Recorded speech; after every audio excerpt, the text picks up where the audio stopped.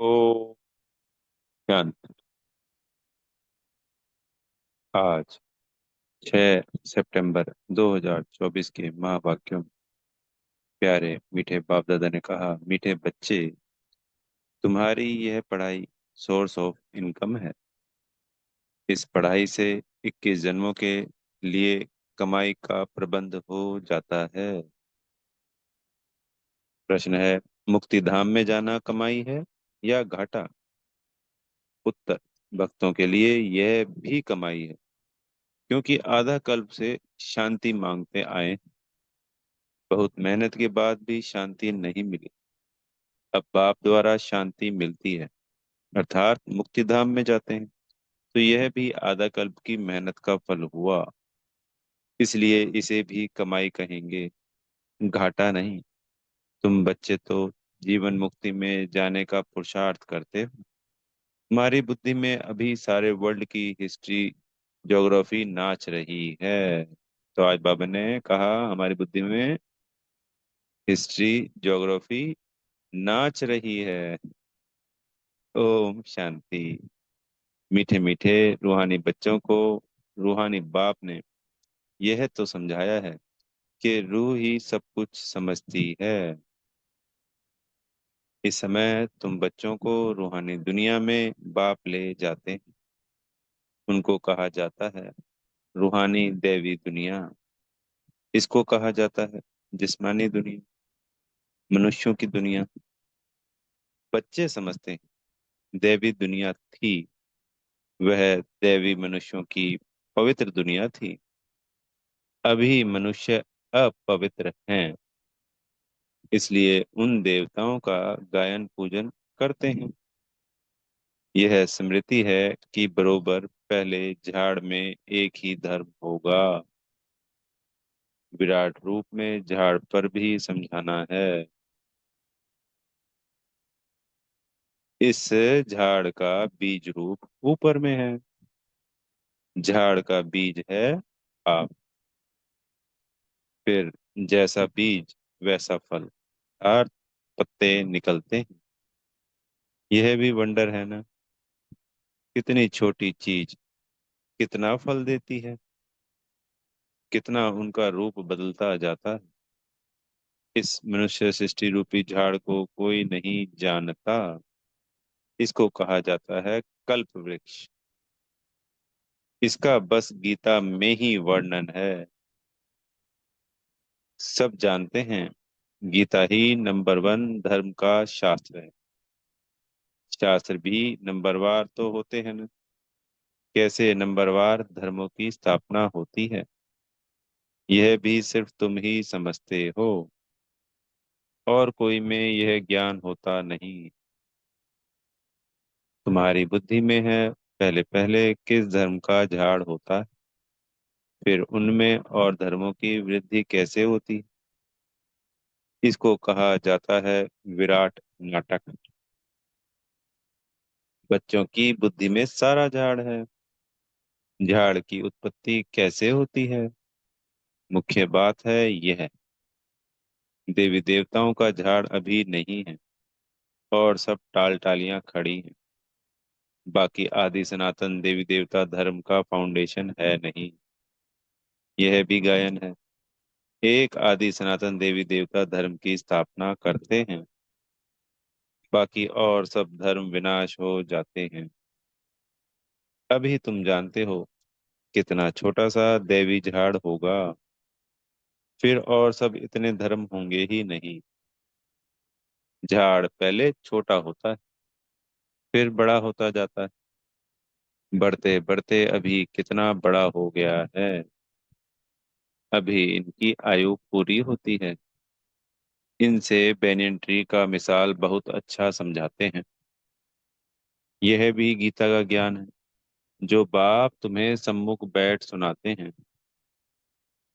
जिससे तुम राजाओं का राजा बनते हो। फिर भक्ति मार्ग में यह गीता शास्त्र आदि बनेंगे। यह अनादि ड्रामा बना हुआ है, फिर भी ऐसे ही होगा। फिर जो जो धर्म स्थापन होंगे, उनका अपना शास्त्र होगा। सिख धर्म का अपना शास्त्र, क्रिश्चियन और बौद्धियों का अपना अपना शास्त्र होगा। अभी तुम्हारी बुद्धि में सारे वर्ल्ड की हिस्ट्री ज्योग्राफी नाच रही है। बुद्धि ज्ञान डांस कर रही है। तुम सारे झाड़ को जान गए हो। कैसे कैसे धर्म आते हैं, कैसे वृद्धि को पाते हैं, फिर अपना एक धर्म स्थापन होता है, बाकी खल्लास हो जाते हैं। गाते हैं ना, ज्ञान सूर्य प्रकटा। अभी बिल्कुल अंधियारा है ना। कितने ढेर मनुष्य, फिर यह इतने सब होंगे ही नहीं। इन लक्ष्मी नारायण के राज्य में यह थे नहीं। फिर एक धर्म स्थापन होना ही है। यह नॉलेज बाप ही आकर सुनाते हैं। तुम बच्चे कमाई के लिए कितनी नॉलेज आकर पढ़ते हो। बाप टीचर बनकर आते हैं तो आधा कल तुम्हारी कमाई का प्रबंध हो जाता है।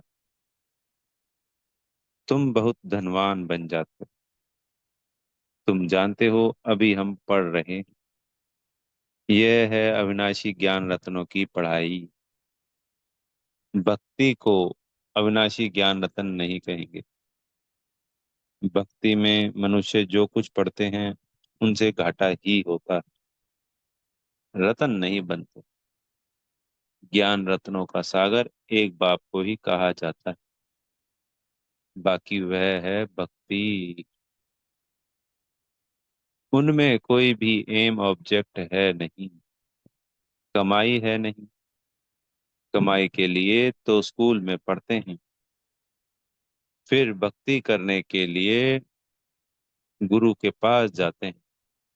कोई जवानी में गुरु करते हैं, कोई बुढ़ापे में गुरु करते हैं, कोई छोटेपन में ही संन्यास ले लेते हैं।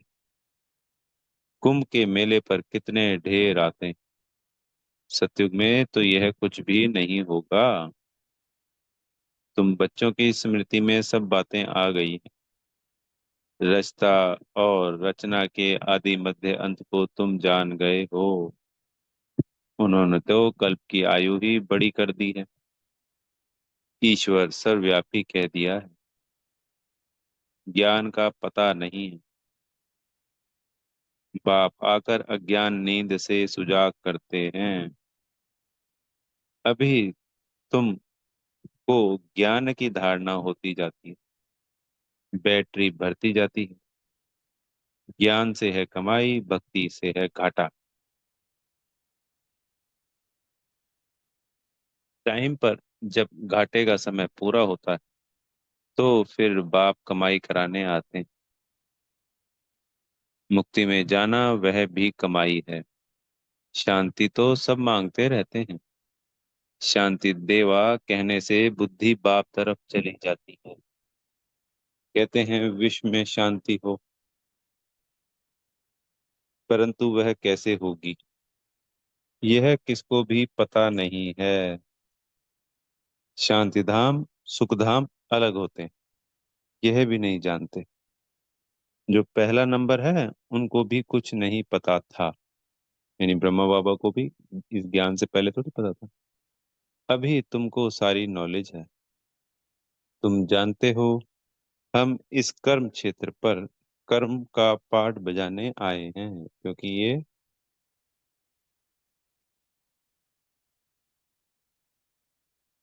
संसार जो कर्म क्षेत्र है, तो आत्मा शरीर धारण कर ये पाठ बजाती। कहाँ से आए हैं? ब्रह्मलोक से। निराकारी दुनिया से आए हैं, इस साकारी दुनिया में पाठ बजाने। हम आत्मा दूसरी जगह की रहने वाली। यहाँ यह पांच तत्वों का शरीर रहता है। शरीर है तब हम बोल सकते हैं। हम चैतन्य पाठधारी हैं। अभी तुम ऐसे नहीं कहेंगे कि इस ड्रामा के आदि मध्य अंत को हम नहीं जानते हैं। आगे नहीं जानते थे। अपने बाप को, अपने घर को, अपने रूप को यथार्थ रीति नहीं जानते थे। अभी जानते आत्मा कैसे पाठ बजाती रहती है। स्मृति आई है, पहले स्मृति नहीं थी। तुम जानते हो, सच्चा बाप ही सच सुनाते हैं, जिससे हम सचखंड के मालिक बन जाते हैं। सच के ऊपर भी सुखमणि में है, सत कहा जाता है सचखंड को। सुखमणि उनमें सिख धर्म की छोटी सी बुक होती है, उसमें कहीं होगा, हमें तो नहीं पड़ी। तो उसमें कहा जाता है सचखंड को सत्य। देवताएं सब सच बोलने वाले होते हैं, सच सिखलाने वाला है बाप। उनकी महिमा देखो कितनी है, गाई हुई महिमा तुमको काम में आती। शिव बाबा की महिमा करते हैं, वही झाड़ के आदि मध्य अंत को जानते हैं। सच बाप सुनाते हैं तो तुम बच्चे सच्चे बन जाते हो। सचखंड भी बन जाता है।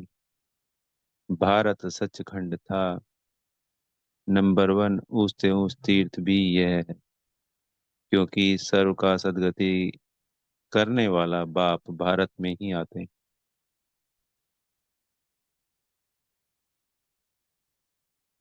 एक धर्म की स्थापना होती है, बाकी सबका विनाश हो जाता है। बाप ने समझाया है, सूक्ष्म वतन में कुछ है नहीं, यह सब साक्षात्कार होते हैं। भक्ति मार्ग में भी साक्षात्कार होता है। साक्षात्कार नहीं होता तो इतने मंदिर आदि कैसे बनते, पूजा क्यों होती। साक्षात्कार करते हैं, फील करते हैं, यह चैतन्य थे। बाप समझाते हैं, भक्ति मार्ग में जो कुछ मंदिर आदि बनते हैं, जो तुमने सुना देखा है, वह सब रिपीट होगा। चक्र फिरता ही रहता है। ज्ञान और भक्ति का खेल बना हुआ है। हमेशा कहते हैं ज्ञान भक्ति वैराग्य। तो ज्ञान हो गया सत्युग त्रेता में, हम उसकी प्रारब्ध भोगते हैं। भक्ति होगी द्वापर कलयुग। तो फिर जब संगम युग आता है तो भक्ति से वैराग्य हो जाता है। और बाबा क्या कह रहे हैं कि भाई देह और देह के सब संबंधों से बुद्धि से वैराग्य लाना होता है ना, भूल जाना होता है, बेहद की वैराग्य वृत्ति। परंतु डिटेल कुछ नहीं जानते। बाप बैठ समझाते हैं, ज्ञान है दिन और भक्ति है रात, और वैराग्य है रात का यानी भक्ति का। फिर दिन होता है। तो ज्ञान है दिन यानी सत्युग त्रेता, भक्ति है रात द्वापर कलयुग, वैराग्य है रात का। तो उस भक्ति काल से या उस भक्ति से वैराग्य हो जाता है पुरुषोत्तम संगम युग का। और फिर दिन यानी फिर सतयुग आ जाता है। भक्ति में है दुख, इसलिए उसका वैराग्य है। सुख का तो वैराग्य नहीं कहेंगे। संन्यास आदि भी दुख के कारण लेते हैं, समझते हैं पवित्रता में सुख है, इसलिए स्त्री को त्याग चले जाते हैं। आजकल तो धनवान भी बन गए हैं, क्योंकि संपत्ति बिगड़ तो सुख मिल ना सके। माया वार कर जंगल से फिर शहर में ले आती है। विवेकानंद और रामकृष्ण भी दो बड़े सन्यासी होकर गए हैं। सन्यास की ताकत रामकृष्ण में थी, बाकी भक्ति का समझाना करना यह विवेकानंद का था।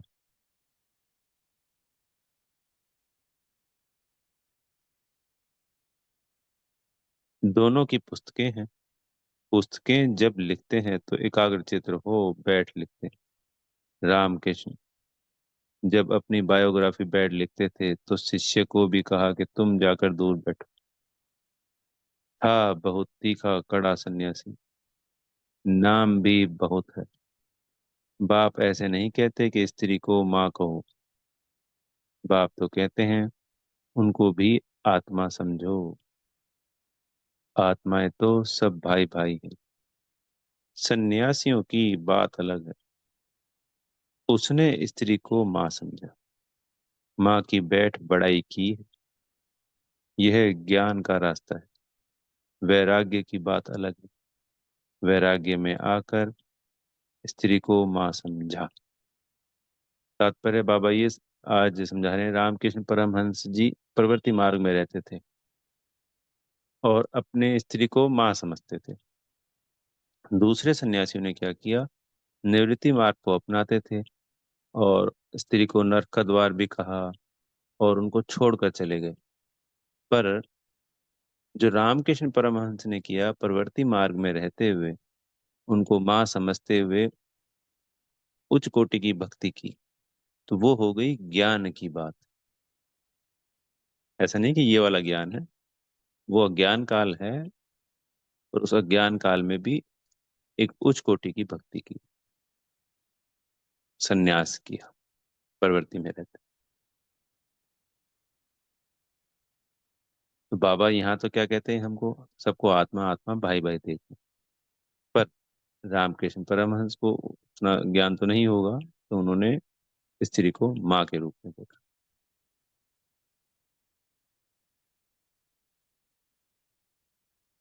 वैराग्य में आकर स्त्री को माँ समझा। माता अक्षर में कि क्रिमिनल आई नहीं होगी, बहन में भी क्रिमिनल दृष्टि जा सकती है। माता में कभी खराब ख्याल नहीं जाएंगे। बाप की बच्ची में भी क्रिमिनल दृष्टि जा सकती है। और फिर उनको जो भक्त दिखाया गया है ना, तो वो भक्त भी माँ के ही थे। यानी क्या करते थे कि उनको रोज माता के दर्शन होते थे।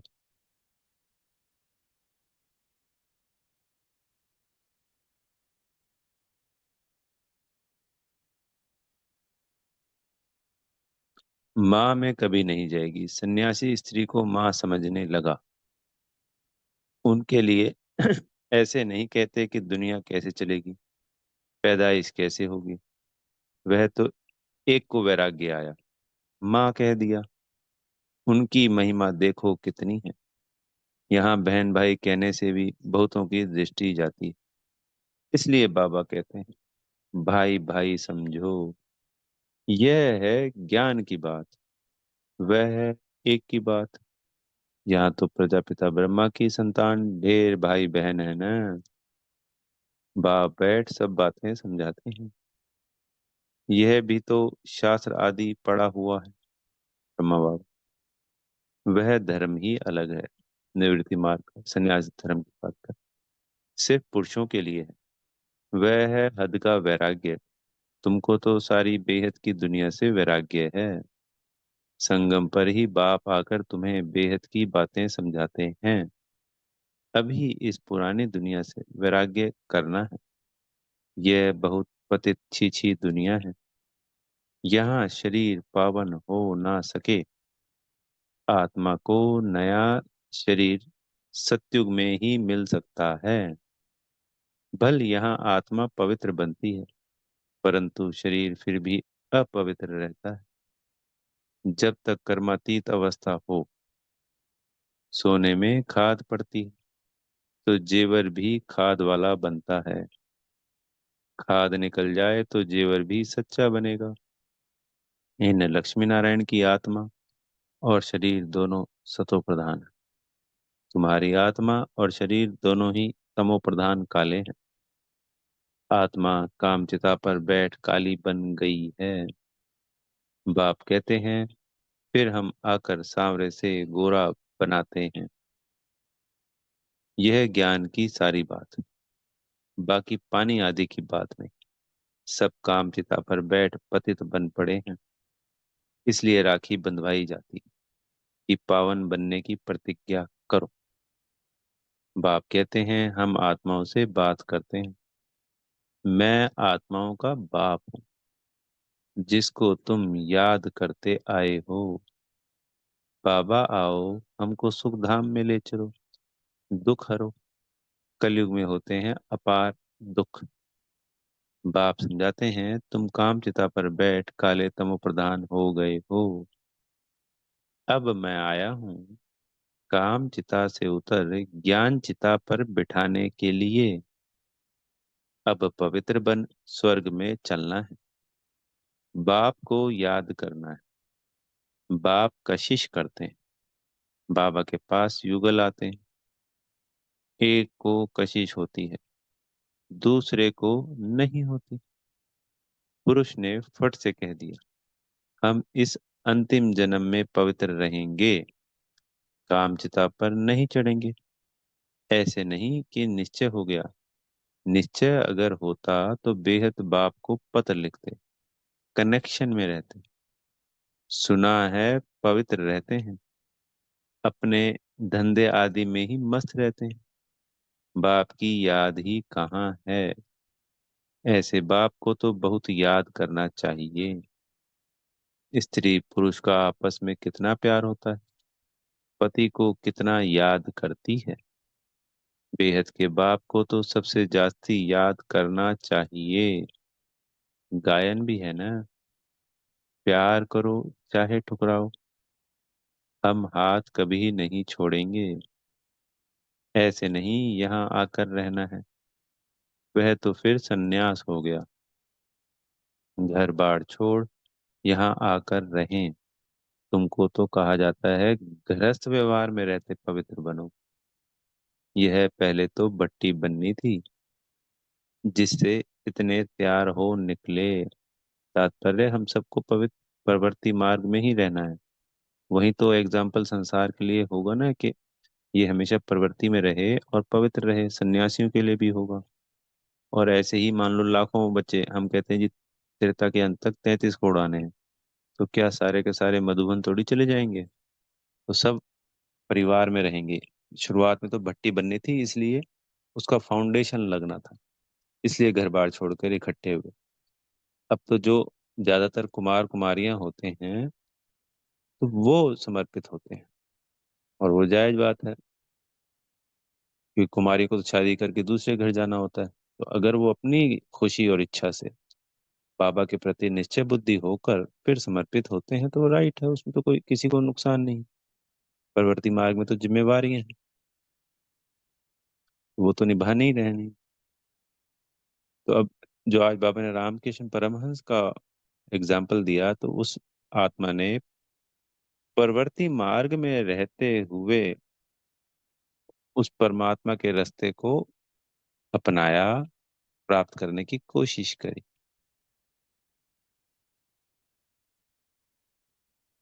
तो वो ज्ञान की रीति पे ठीक हो गया, राइट हो गया।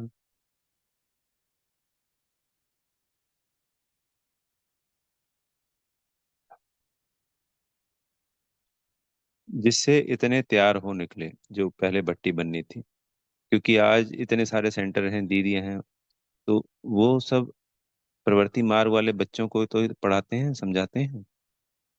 उनका भी बहुत अच्छा वृत्तांत है। जो बाप का बनकर अंदर रह करके रूहानी सर्विस नहीं करते, वह जाकर दास दासियां बनते हैं।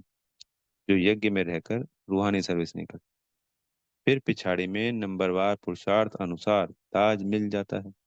पिछाड़ी में तात्पर्य जो दास दासी बनते हैं, जो यज्ञ में रह के सेवाएं नहीं करते कुछ भी, तो पहले तो दास दासी बन जाएंगे सत्युग में।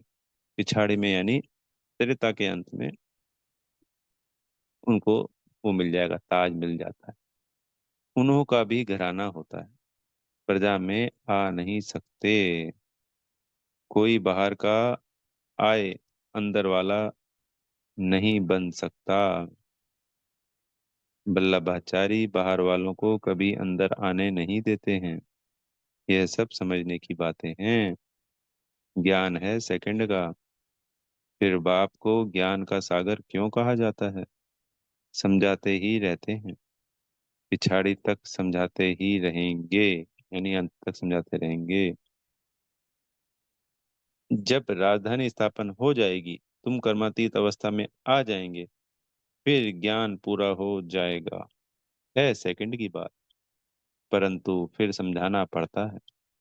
हद के बाप से हद का वर्षा, बेहद का बाप विश्व का मालिक बना देते हैं। तुम सुख धाम में जाएंगे तो बाकी सब शांति धाम में चले जाएं। वहां तो है ही सुख ही सुख। यह तो खातरी है। बाप आए हैं, हम नई दुनिया के मालिक बन रहे हैं। राजयोग की पढ़ाई से। अच्छा, मीठे मीठे सिकी लदे बच्चों प्रति माता पिता बाप दादा का याद प्यार और गुड मॉर्निंग। रूहानी बाप की रूहानी बच्चों को नमस्ते। हम रूहानी बच्चों की प्यारे मीठे रूहानी बाप दादा जी को याद प्यार, गुड मॉर्निंग और नमस्ते। धारणा के लिए मुख्य सार में पहला पॉइंट, इस पतित छीछी दुनिया से बेहद का वैराग्य रख आत्मा को पावन बनाने का पूरा पूरा पुरुषार्थ करना है। एक बाप की ही कशिश में रहना है। दूसरा पॉइंट है, ज्ञान की धारणा से अपनी बैटरी भरनी है। ज्ञान रत्नों से स्वयं को धनवान बनाना है। अभी कमाई का समय है, इसलिए घाटे से बचना है। वरदान है, ज्ञान रत्नों को धारण कर व्यर्थ को समाप्त करने वाले होली हंस भव। होली हंस की दो विशेषताएं हैं। एक है ज्ञान रत्न चुगना और दूसरा निर्णय शक्ति द्वारा दूध और पानी को अलग करना। दूध और पानी का अर्थ है समर्थ और व्यर्थ का निर्णय। व्यर्थ को पानी के समान कहते हैं और समर्थ को दूध समान। तो व्यर्थ को समाप्त करना अर्थात होलियंस बनना।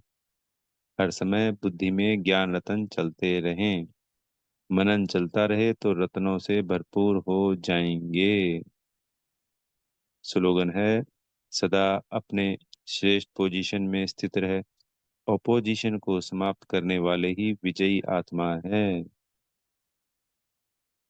अच्छा, ओम शांति। बेहद का धन्यवाद मेरे प्यारे मीठे बाप दादाजी का।